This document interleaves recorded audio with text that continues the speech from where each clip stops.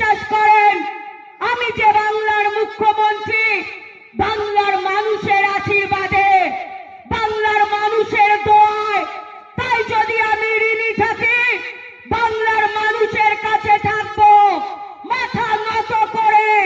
আমি বাংলার মানুষকে পরিষেবা দিয়ে যাব, লড়াই করব, বাংলার মানুষের জন্য আন্দোলন করব, বাংলার মানুষের স্বার্থে প্রতিবাদ করব, বাংলার মানুষের জন্য।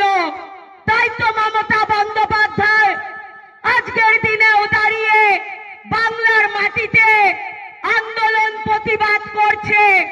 কার জন্য করছে? আপনাদের জন্য করছে।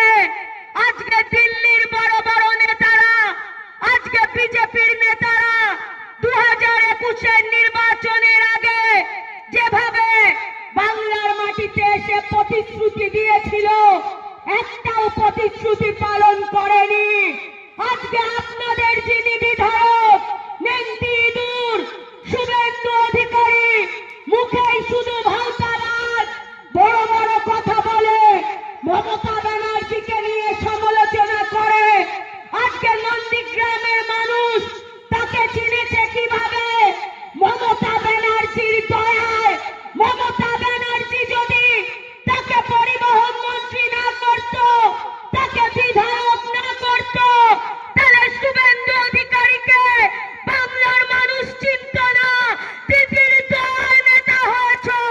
নেতা তুমি ততদিন ছিলে যতদিন মাথার উপর দিদির হাত ছিল। আজ দিদির হাত তোমার মাথার উপর নেই। 2026 সময়ের অপেক্ষা, দিন গুনতে থাকো, সময়সীমা চলে এসেছে। স্টপ ওয়াচ নন্দীগ্রামের মানুষ চালু করে দিয়েছে।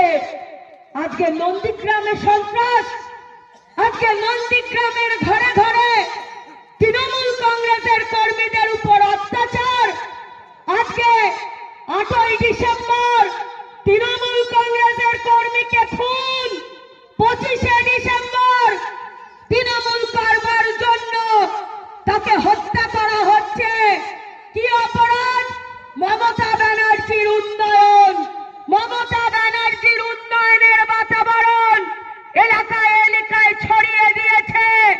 অপরাধ কি বিষ্ণুদার? মমতা ব্যানার্জির কন্যাশ্রী ঘরে ঘরে পৌঁছে দিয়েছে।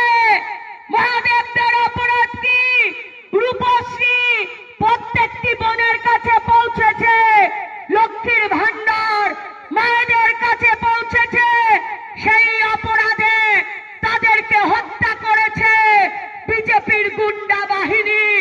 যদি বিজেপির কোন দলন আমার মাইকের আওয়াজ শুনে থাকো, তবে কান খুলে শুনে রাখো।